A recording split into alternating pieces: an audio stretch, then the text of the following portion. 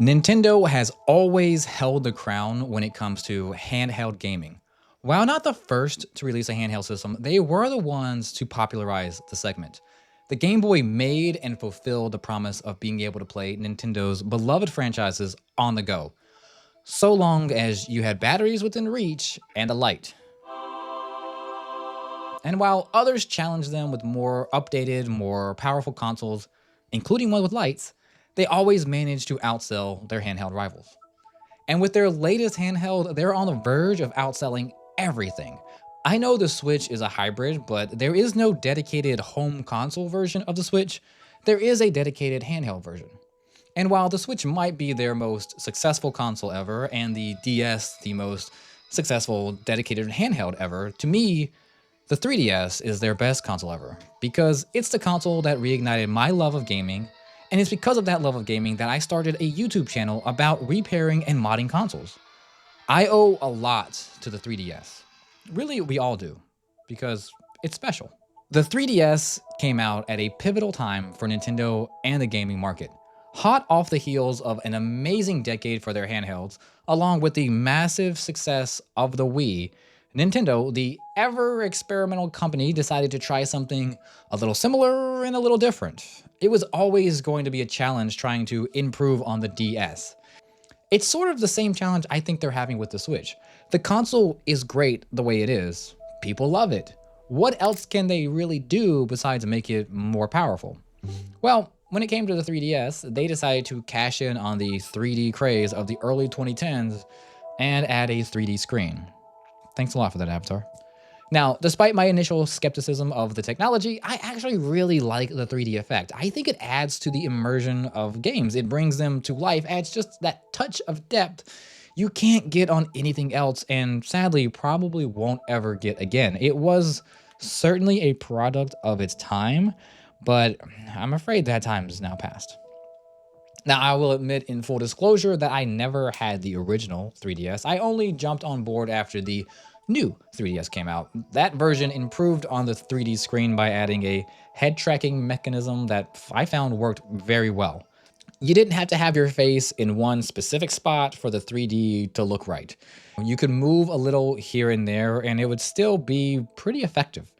I've seen a few of the original 3DSs and yeah, the 3D effect on those is so dependent on where you hold the console. I can see how it bothered people, gave them headaches, and ultimately why people just turned it off. And maybe why, if they ever bought a new 3DS, they never even gave it a try. But if you haven't ever tried it or it's been a while, maybe you try giving it another go. It's really something special to have that 3D depth in a screen you hold so close. Besides the fact that the gimmick of the 3DS didn't appeal to everyone in the way Nintendo hoped, understandably so, it caused another issue to arise for the console: its price. You see, the DS launched in 2004, priced at $150. But, Mario 64 DS launched alongside it. It was a system seller for the N64 and proved to be just the boost the original DS needed. But the 3DS launched at $250, the same initial price of the Wii and only $50 cheaper than what the Wii U would launch at a year later. But unlike the Wii, the 3DS did not come with a game, and the launch lineup was what I would consider lackluster. After the initial launch wave, sales were so dismal that 4 months after launch, Nintendo dropped the price of the 3DS down to $170. An $80 price drop 4 months after launch is crazy. The Switch has been out for 8 years and has still yet to see a price drop. And it still sells consoles. Success versus failure. It does make you kind of wonder what would have happened with the Wii U if it had a similar price drop. Nintendo isn't a company that likes to take a loss on their consoles, but the failure of the Wii U pushed them to the brink of being the next Sega. It's kind of thanks to the 3DS's success that they were able to even survive that disaster to eventually develop the Switch. Now it's Microsoft who gets to take their place by Sega's side. I believe the success of the 3DS can be traced back to that price drop. It brought the price of the dedicated handheld down to something far more reasonable for parents to invest in. Remember, this is 2011, iPhones and Android phones were really starting to cement their place in our pockets, and you were still able to buy them for $200 with a wireless contract. The games were nowhere near as fully developed or well made or even good, but they were beginning to draw the interest of a lot of people, and they certainly made a case for why you didn't need another handheld to play games, especially not one that costs $250 plus another 30 or 40 just to play a game. The price drop really changed people's perspective on the console and ultimately changed Nintendo's financial trajectory. Obviously, such a price drop was bound to upset those few customers who'd paid full price for the console. So, in an attempt to placate that justifiable outrage, Nintendo launched their Ambassador program, which essentially gave those early adopters a handful of NES games as well as Game Boy Advance games for free. While the NES games eventually came to the Virtual Console for anyone to buy, for some strange reason, the Game Boy Advance games never did. So the only way to officially play Game Boy Advance games on a 3DS is to have one of the Ambassador consoles, or mod it, which we'll talk about a little later. It might seem strange for someone my age to gush about a handheld that was clearly marketed to younger people, especially here in the States where we like to hide our secret adolescent passions from others out of some fear of judgment. And I'll admit, it was partly that reason I slept on the 3DS for a long time. I even ridiculed it for its 3D gimmick. But that was all from a place of ignorance on my part and a growing lack of interest in the games Nintendo is famous for developing and perfecting. You see, I never had a DS during its life cycle, instead opting to buy a PSP all those years ago. I was 18 when the DS and PSP came out, in case you were wondering. I was in college and wanted a new handheld to play between classes or instead of studying, but after looking into the whole gimmick of a second screen, the childish games that proliferated the console, and the fact that the PSP was marketed as a handheld that could play legitimate PS2-like titles, like Grand Theft Auto and Metal Gear Solid, it pushed me to buy a PSP. Let's just say that the marketing did its job. Funny thing is, I do not have a PSP today, but I do have a DS, so clearly I make good choices. But having skipped the DS, save for playing a few games on my roommate's DS Lite, and having fallen out of love with my childhood favorite franchises, I never even considered buying a 3DS. Not until Pokemon Go came out. I was a huge Pokemon fan way back when Gen 1 and Gen 2 released, and that initial burst of nostalgia from Pokemon Go, along with the, quite frankly, disappointment of the game not running particularly well, not being fully fleshed out, reignited a desire to play a franchise I'd long ago abandoned. It made me really want to play the games, but like the real games. Little did I know that with a 3DS, you could play practically all the mainline games up to that point. Unfortunately, by that point in my life, I had almost completely fallen out of the gaming scene. It was 2016, and I think the only console I had was an Xbox 360, and it's the arcade version, albeit with the 120GB hard drive from my red Ring of Death-stricken Elite. I did have a Wii, but it was stolen along with the dead 360 Elite. Thankfully, some miracle really, they left the 360 that worked and had the hard drive and took the one that was broken, so screw them. But that was all I had. No PS4, no Xbox One, no Wii U. And all the consoles and games I had when I was younger, my Game Boy Advance, my PS2, GameCube, N64, PSP, all gone back to GameStop for crumbs. I am still disappointed at my younger self for that. So when I got that hankering to play Pokemon games and I no longer had my Game Boy Advance SP, though somehow, by some miracle, I did still have my original copy of Pokemon Ruby, albeit with no way to play it, I went looking for what was available. It was during this time that Omega Ruby and Alpha Sapphire, the remakes of Ruby and Sapphire, were the latest releases. It was like fate aligned. I decided on a bit of a whim to buy a new 3DS XL along with Omega Ruby since Ruby was the last Pokemon game I'd played. And I'd only played it for 7 hours before quitting. I just never got into the third generation of Pokemon. It was about that time I started focusing on other games, migrating to the PS2 and Xbox, and I just never really looked back.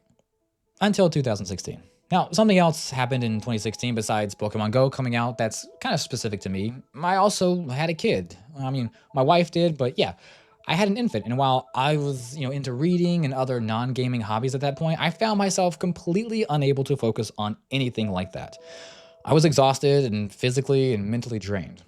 But when I played this, I found a means of focusing. It was a way of taking my mind off everything, and best of all, you could play the game in short sessions or long sessions. It didn't matter. It was so easy to just pick up. With the suspend feature, the console was always on and ready to be played. So you could hop right back into where you were, get 10 or 15 minutes of play in, and shut the console so you could go do something else, like change a diaper. No loading up the game and having to wait, no barrier to playing at all. I really loved that aspect of the system, and it was the first time I experienced something like that. The ability to just shut the lid, plug it in, go to sleep, and wake up with the game right where I left it was a game changer. I know some games on the Game Boy Advance allowed you to suspend games, and I know the DS had something similar, so it wasn't exactly new, but it was new to me. It removed one of the biggest barriers I had at that point to gaming. When you're short on time, like a new father, anything that reduces the barrier to actually playing games is a welcome addition. That's why consoles were out. They take too long to start up, and inevitably, they need a system or a game update to play. Next thing you know, you're 15 minutes in and still haven't gotten past the loading screen. I never had that problem with this. This console reignited my passion not just for Pokemon, but for gaming in general. I would go on to buy an Xbox One S the next year and a PS4 Slim the next year. I put in over 100 hours on Omega Ruby, catching all the legendaries I could, breeding Pokemon, trading them on the internet with random people, giving out 4 IV starters when I could to whomever I could. I had an absolute blast playing this game. I loved everything about it. The improved visuals from what I was used to, the improved game mechanics, the fact that you could have every Pokemon and even catch so many of them within this one game. But it wasn't just Pokemon I enjoyed playing on this thing. I discovered old classics like the 64 Zelda remakes and amazing franchises I'd never played before like Fire Emblem, Mario Land 3D, Samus Returns. I also bought so many Mario, Zelda, and Pokemon Virtual Console games. I spent countless hours playing this to the point that I had to actually buy a new battery because it just wouldn't hold a charge more than an hour or two. Probably didn't help that I left it plugged in for the majority of the time I played, but I always wanted this thing to have a full charge so I could sink down on the couch and play for hours at a time. This, of course, being once we were back to sleeping through the night and I had such free time. Needless to say, I came into the 3DS's life cycle a bit late in the game, so I did miss a lot of what it had to offer. It had decent online support. I remember playing a few matches online against random opponents in Smash Brothers, but I also remember them just cheesing the game. I don't think they actually wanted to fight, just to taunt and quit when you attacked. I've already talked about the 3D effect. If it's not your thing, the games still play and look great for what it is. This is the XL version of the new 3DS, and it is a bit on the larger and maybe even clunkier side, but I like the XL version more than the original size. I like the bigger screen. It makes the 3D effect even more immersive. Even if with the larger screen, it is easier to see how some games look a bit more rough around the edges. The XL screens have the same resolution as these smaller screens, so they actually have, worse pixel density compared to the original. The larger pixels are really noticeable on this screen, resulting in some pretty gnarly jagged edges. That being said, it's not the graphics that make this thing so great. It's the games. The entire DS library is playable on here, obviously the 3DS library as well. On top of that, we had, before they closed the eShop down, access to select NES, Game Boy Color, and Game Gear games. The new 3DS even added Super Nintendo games to the Virtual Console, giving you an unprecedented lineup of games to explore. I think the 3DS lineup is only rivaled by the Wii U's, but not a lot of people bought a Wii U to take advantage of that. The interface is very reminiscent of the Wii's. You can see how it's like kind of an evolutionary step. It's like a little bit more refined, a little bit more smooth. It's nice to have your downloaded Virtual Console games available at the touch of your stylus. I've never been one to get into customizing my devices. I sort of always prefer the stock settings. I don't know if it's that I'm just lazy or oftentimes paralyzed by choice, but I never cared that you could customize Android phones so much and do practically nothing to iPhones for so long. Even when I had Androids, I rarely installed other loaders or changed icons. I'm just a simple man trying to play games. But if you're not like me, then there are themes and settings you can tinker with on this thing to get it to look just how you want. I don't know if there's a way to sideload them, but now that they've shut down the eShop, it's, you really can't get themes, so I'm not sure if that's still something you can do off book. The 3DS took a lot of what made the DS so great and improved upon it. Better graphics, better controls. The addition of a thumbstick gave you more control, especially with the expanded 3D-like games the 3DS could produce. Who else remembers trying to play Mario 64 DS with the D-pad? The two screens still offer a unique experience that just can't be replicated on other devices, even those with touchscreens. Emulators just can't replicate this, at least not yet. Having to flip back and forth or squeeze the image onto a smaller screen sort of ruins the whole experience. Not to mention that the system is really designed to be used with a stylus, which most touchscreens just aren't capable of dealing with. As always with Nintendo, there are several versions of the 3DS out there. some better than others, while some just cheaper alternatives to get the console into more hands. There's the original 3DS we all know, and then about a year later, Nintendo came out with the 3DS XL. That retained all the same hardware but came with larger screens reminiscent of the DSi XL. Then a year after that, they came out with the 2DS, which came with a whole new wedge-shaped design. Oof. Removed the 3D screen and came in at a much reduced price point. It's not exactly a console I'd ever want to play for long, but I could see why parents might want to pick one up for their kids. It certainly looks a lot more durable than this. Not long after that, Nintendo unveiled the new 3DS and new 3DS XL, the console I eventually bought. It was essentially a minor upgrade to the 3DS, and besides all the additions I've already mentioned it did include a slightly more powerful processor, which is why it could play Super Nintendo games, or at least that was Nintendo's excuse for excluding them from the original 3DS. There were a select few games that could only be played on the new 3DS. Xenoblade Chronicles is like the first one to come to mind. Not enough to really be a reason to buy a new 3DS. A few other games were enhanced for the new 3DS to take advantage of the extra shoulder buttons and the C-stick nub that was basically useless, but really most games never use those features, and you weren't missing out on much if you skipped the new 3DS, other than the better and improved face tracking. But because Nintendo wasn't quite done yet, they released the new Nintendo 2DS, another redesign that thankfully maintained the clamshell design of the DS line, the new processor and other improvements while eliminating the 3D screen for a cheaper entry point to the 3DS lineup. For a lot of people, I think this became the best console to own. If 3D was never your thing, then this is definitely the best option for you. You get all the benefit of the new console at a cheaper price point.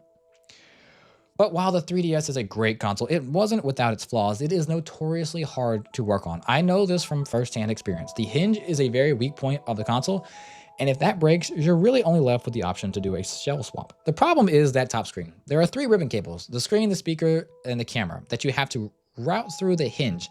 And this is a far more tedious process than anyone should ever want to do. And the way Nintendo designed the hinge, it's very possible for your ribbon cables to become damaged over time. And if that happens, there's a chance the console won't even turn on. It's an unfortunate aspect of these consoles and not really something you can prevent. Opening and closing the hinge inevitably risks wearing out the cables, leaving you with no option but to replace them, which means disassembly and, more importantly, reassembly. Trust me, it's not a fun time. But it is something you're going to want to do if, unfortunately, it afflicts your 3DS, because the games are just too fun to never experience. I've already talked about Omega Ruby, but there are other Pokemon games available on this console, X and Y, as well as Sun and Moon and their Ultra variants. While most don't consider the 3DS era of Pokemon to be the best, it does still contain great games, and it holds a special place in my heart because it's what reintroduced me to Pokemon and reinvigorated my love of gaming. If you're a Pokemon fan, it doesn't hurt that the entire DS library of Pokemon games can be played on here as well.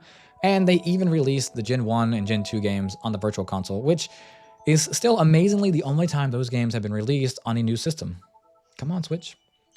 Literally, Gen 3 is the only generation not playable on a 3DS, but those Pokemon are at least available thanks to the Gen 3 remakes. And I wouldn't be surprised if you can play them through some hacks. With the 3DS, you can really catch them all. At least up through Gen 7. Now, whether or not you like the transition from sprites to 3D models, the Pokemon games can really give you that sense of just how much more capable the 3DS was compared to the DS. It did have more power and therefore improved graphics, and you can clearly see that with the leap from the DS Pokemon games to the 3DS Pokemon games. The 3DS library is so expansive, you'd be hard-pressed to play even a fraction of the games. Just to highlight a few, there are fantastic ports of the N64 Zelda games that are in some ways better and other ways worse, but overall, I think they're very worthy additions to the franchise. They had graphical overhauls, and like the jump in Pokemon games, Ocarina of Time was really a game that allowed the 3DS to showcase just what it could do and why it was worth upgrading from a DS. Here's Mario 64 DS, and here's Ocarina of Time 3D. Both originally 64 games, both great in their own respects, but Ocarina has to take the win as far as visuals are concerned. Then there's A Link Between Worlds, which acts as a sort of sequel to one of the best Zelda games of all time. It also happens to be the last non-remake 2D Zelda released. I'm not counting Echoes of Wisdom. And it's just a ton of fun to play. It really hits at those memories of playing A Link to the Past, which I actually only played for the first time not long before playing this, so it all felt familiar yet fresh at the same time. Fire Emblem Awakening is one of those games that I don't think anyone thought would be as big a hit as it was, but it really became a great introduction to the Fire Emblem franchise. It certainly got my attention, and I absolutely love playing it. They even managed to cram an entire Super Smash Bros. Game onto this thing, and if you ever wanted to play Smash on the go, this was an amazing option, at least before Smash Ultimate came out. That is obviously a better game all around, no arguments there, but this did get the job done 4 years earlier and still has some unique game modes not available on Ultimate. All in all, you're unlikely to find a better system with better native game support than this system right here. It doesn't play everything from the Game Boy, Game Boy Color, NES, or SNES, but it does play the games you're more likely to want to play. And with the full DS library, it's got a backlog that, quite frankly, terrifies me. I do miss going into the eShop just to see what games are available, what might be on sale, or what might have a new demo out. Those were some fun times, searching to see just what would catch my eye, but just because Nintendo decided to shut it all down doesn't mean it's gone forever, right? Thanks to the community and Nintendo's lax security provisions, there are easy ways of modding this system. Much like a Wii or Wii U, it only takes an SD card to unlock so much potential. Now, I haven't done that yet, but I probably will soon just so I can see what lies out there beyond the legal barrier Nintendo put up. I'm not one to go around downloading every game ever released so I can just have them. I much more like to pay for a game that's easily accessible and reasonably priced. It's not mine or anyone's fault that these games are no longer available to buy new, either digitally or physically. Some of these games have skyrocketed in price, but that inflated price doesn't add anything to the pockets of Nintendo or the companies who develop these games. It just goes to collectors or even in some cases to speculators. I do like to collect physical copies. That's why I bought all these copies of Pokemon and yet haven't played but 5 of them. I want to remedy that soon.